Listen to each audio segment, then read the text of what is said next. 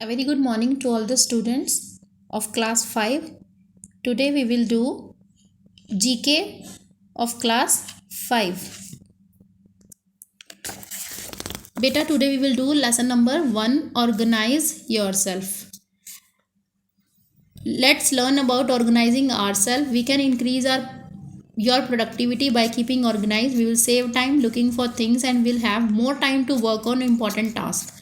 बेटा आपने देखा होगा कि बहुत सी प्रॉब्लम्स आती हैं कि आपका काम टाइम पर नहीं हो पाता है ना। और क्या क्या प्रॉब्लम्स आती हैं ये हम इस चैप्टर में रीड करेंगे कि हमें अपने आप को ऑर्गेनाइज करना चाहिए। ऑर्गेनाइज का मतलब क्या होता है, ऑर्गेनाइज क्यों करना चाहिए, ठीक है, इसके फ़ायदे क्या हैं, कैसे कैसे हम कर सकते हैं, ये इस चैप्टर में लिखा हुआ है। सबसे पहले हमें चेक करना पड़ेगा कि हम ऑर्गेनाइज हैं या नहीं हैं। You need to organise yourself. हमें ऑर्गेनाइज करना पड़ेगा। अगर हम unable to do your work on time, अगर आपका काम टाइम पर ख़त्म नहीं होता तो क्या करना पड़ेगा, ऑर्गेनाइज करना पड़ेगा आपको अपने आप को।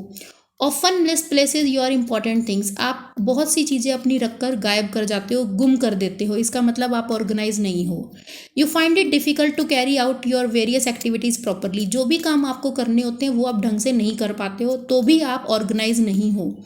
You forget important things. तुम बहुत ही इंपॉर्टेंट बातें भूल जाते हो, तो भी आप ऑर्गेनाइज नहीं हो। तो क्या करें, how to keep things in their place. कैसे चीज़ों को संभाल कर रखें। हमें अपने जो भी हमारा मटेरियल है, चाहे पेन, पेंसिल, पेपर क्लिप, हर एक चीज़ का सेपरेट कंटेनर बनाना है, सेपरेट बॉक्सेस बनाने हैं। और क्या करना है,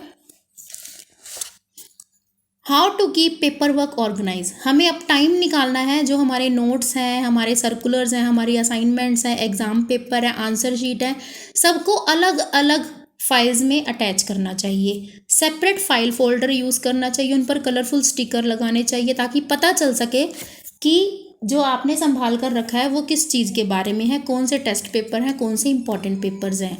हमें पेपर का कम से कम यूज़ करना चाहिए, हमें कंप्यूटर यूज़ करना चाहिए ताकि हम उसके अंदर फाइल्स को सेव कर सकें प्रिंट आउट की बजाय। और क्या करना चाहिए, keep a to do list, note down it. कहीं भी काम करने से पहले, किसी काम की प्रोसेस दिखाने से पहले हमें एक टू डू लिस्ट, चेकलिस्ट तैयार करनी चाहिए। हमें वो सारी चीज़ें कंप्लीट करनी चाहिए, जैसे कि हमारे प्रोजेक्ट हैं, होमवर्क है, सब कुछ पहले एक पेपर पर लिखो कि हमें क्या क्या चीज़ करनी है और कब तक हमारा ये कंप्लीट होना चाहिए।